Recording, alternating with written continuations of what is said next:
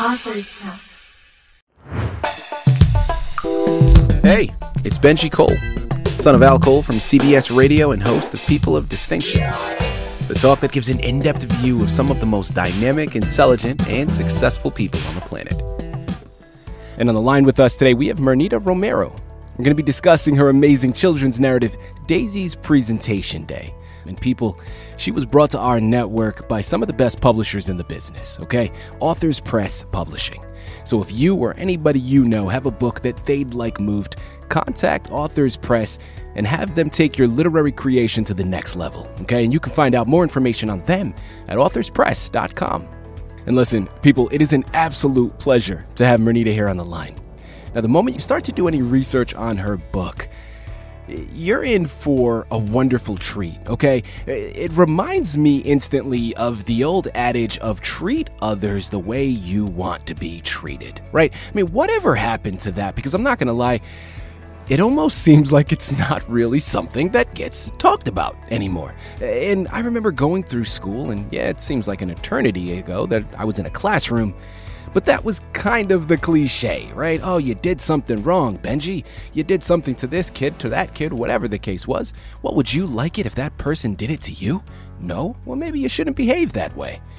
Well, this book is really the 21st century modern adaptation, right? Because really, when we talk about just from a representation standpoint, the characters that are embodied and created within this narrative and their journey that they take is really wonderful, okay? And again, that underlying message of acceptance is something that is so profound, something that is so wonderful, and something that really all children should know, and even some adults, because I think a lot of people have forgotten.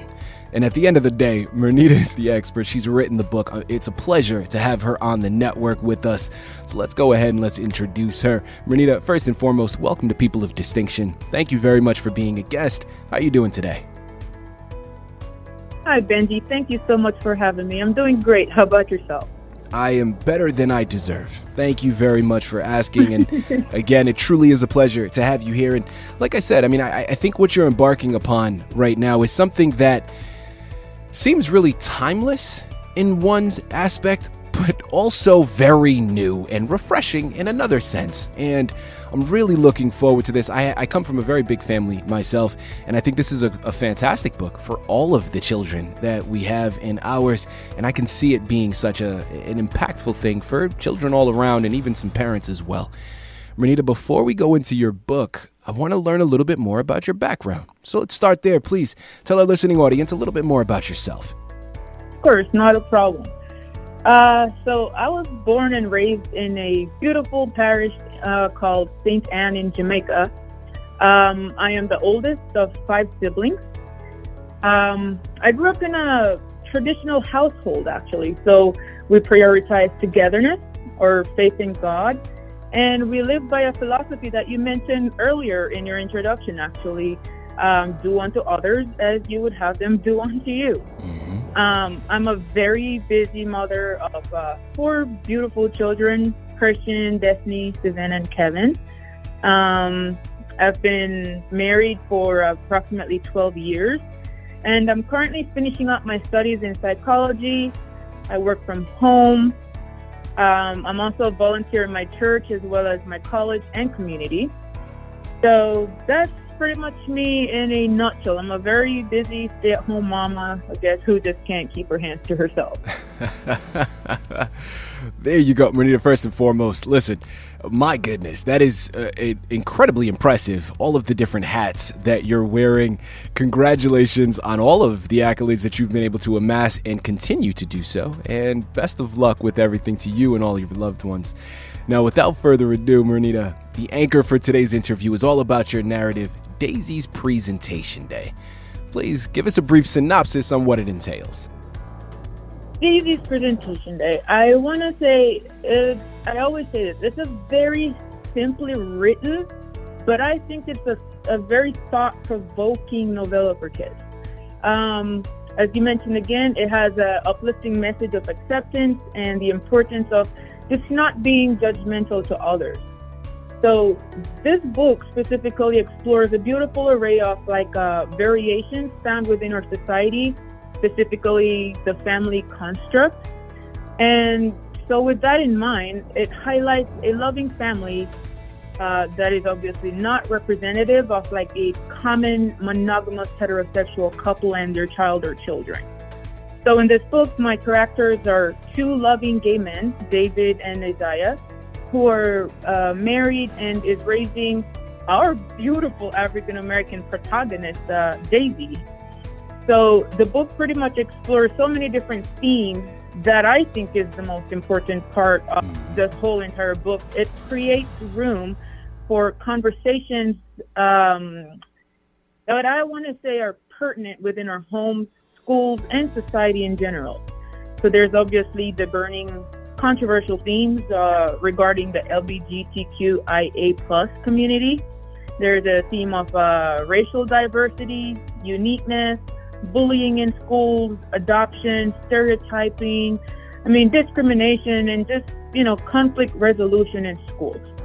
Merneeta, listen, there are so many different avenues that we can go down, and I love it, right? Because I want to pose this next question, and it's very broad, right? Because when we talk about the concept of inspiration, that in and of itself can go down multiple avenues. Now, I think it's very important to touch on this next note. As you talked about, your book is very unique in the sense that from a family construct, we're seeing a family that is not common, right? That we're not used to seeing. As you said, a homosexual couple adopting an African-American girl. I love that. I love the representation. I want to take a second and talk about the inspiration behind that. What really led you to develop it? Benji, it all comes down to the point of wanting to be educated and knowing that we're living in a society where everything is evolving. And if we as people are not evolving as well, then we're going to be stagnant. And so in order for me to not fit into that, one of the things that I did was in college, I purposely took this class called Sociology of Gender, because I wanted to learn more. I now live in a society, like I said, I migrated from Jamaica. I'm now living in California. It's night and day. It's completely different. And so I wanted to know how I can be an outstanding citizen by not changing who I am, but also being able to but adopt and adapt to this new culture through which I'm living in. And so I noticed that there's a lot of controversies right now with different families and gender and sex and just all these different controversial taboo topics.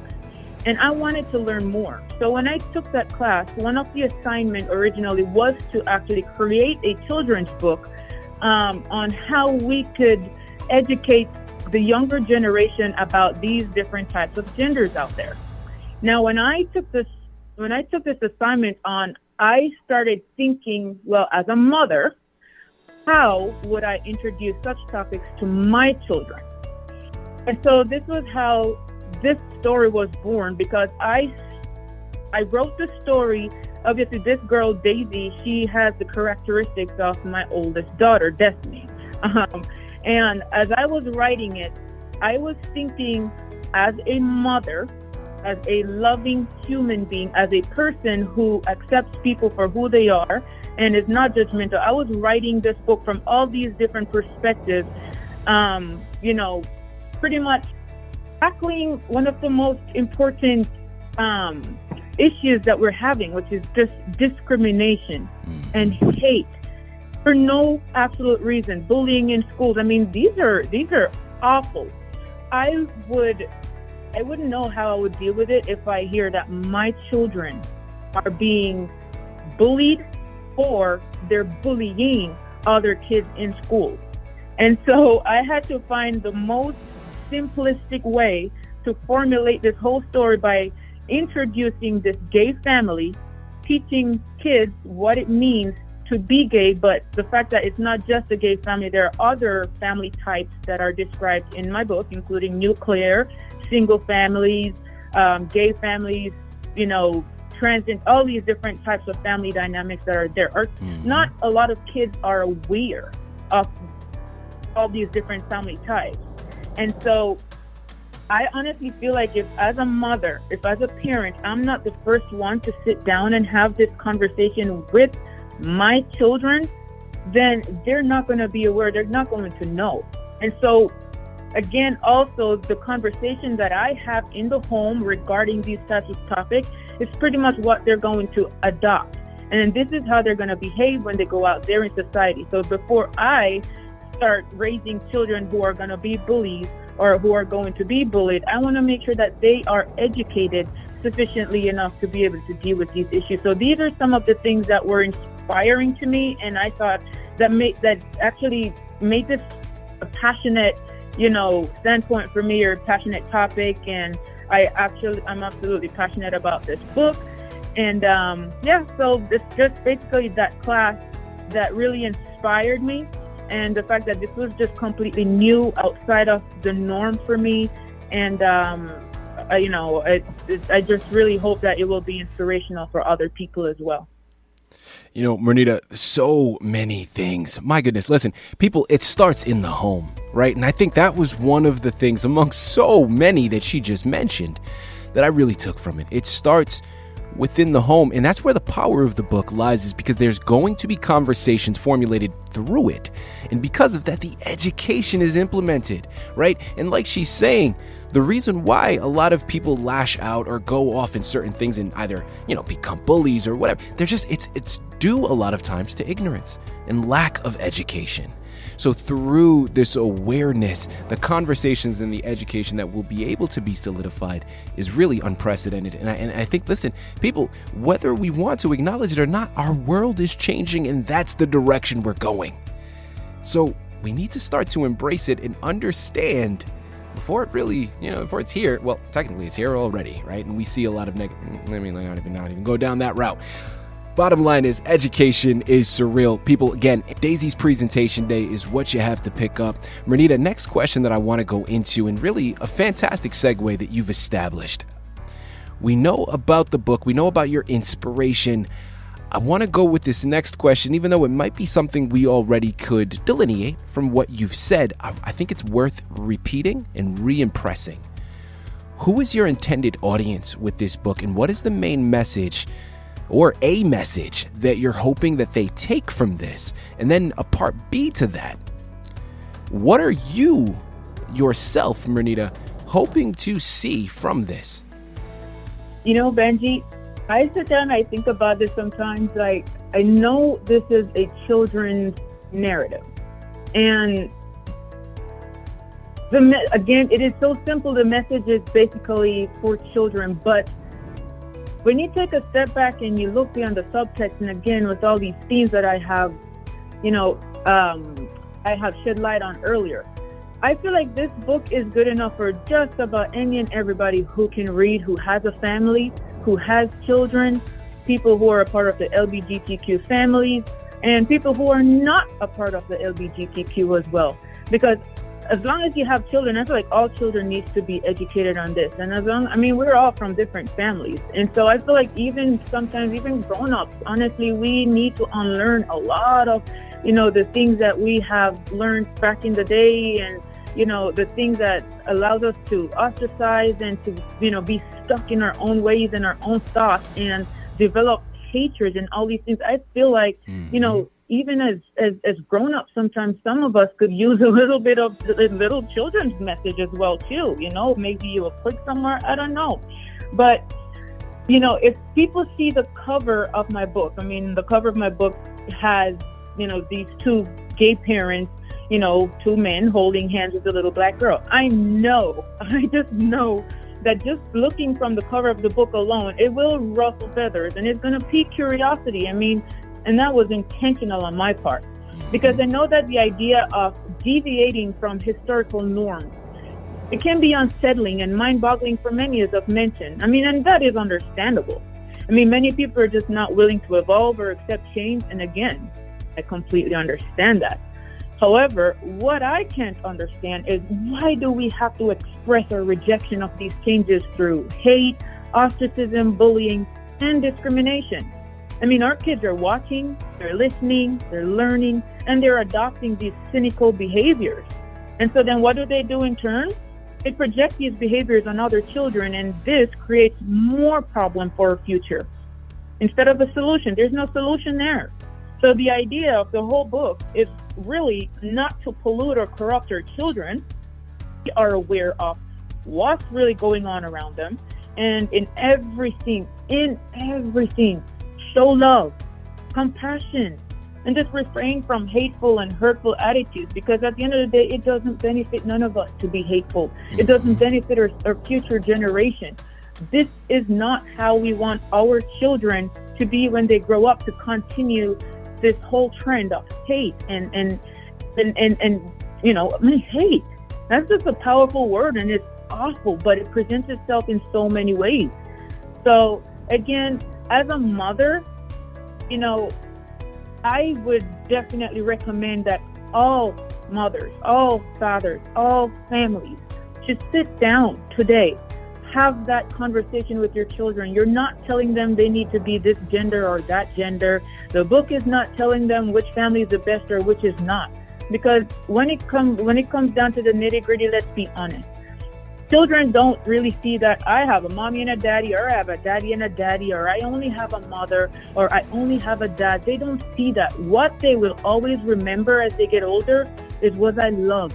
Did I feel love? Did I feel the things that a loving home is supposed to give you? That did I have all of that? Did I have the freedom to express myself, to be myself, to be just an innocent child? And that is it. So this is just a way to be able to create that conversation, to create that space where we can start educating ourselves and stop being ignorant and just have a normal conversation. And the central theme has got to be love. You teach your children love, you preach love in your home, and you just can't go wrong.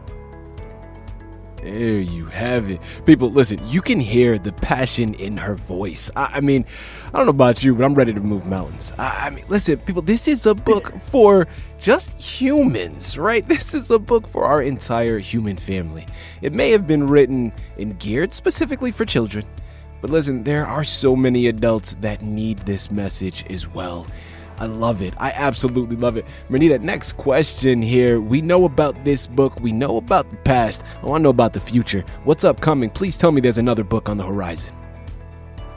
Well, that was supposed to be a big secret, but I am currently working. I would absolutely love for this to be a series. I want us to continue to see, as Daisy gets older, what are some of the obstacles that she has to face growing into a teenage girl, African American, still being raised by two gay guys, and just how these parents also, perfect the whole artistry of being parents, not a mommy and a daddy, but two dads. How do they do it? I mean, there's so many different levels of being a parent, the combing off the hair, and we all know, it's different when you're dealing with the nappy hair. That's a whole nother ball game there. So absolutely. I wanted to hit on all these different areas and create a whole series and just, see Daisy grow with us. So that's basically all I'm going to say for now. There you have it. People, listen, you know what you have to do. Amazon, Barnes & Noble, check back in frequently. It's going to start with Daisy's presentation day. But again, check back in frequently for the next book, the moment it becomes available. I promise you, if this interview hasn't moved you, pinch yourself, man. Listen, there's something wrong. This is something that is so impactful and something that really needs to be on everyone's shelf. I really do mean that. People, again, pick up your copies today. Merneeta Romero is the author you have to thank for bringing it to your table. Merneeta, this has been such a pleasure, such an honor. Thank you once again for being a guest on People of Distinction. Of course. Thank you so much for having me. I appreciate it. Thank you.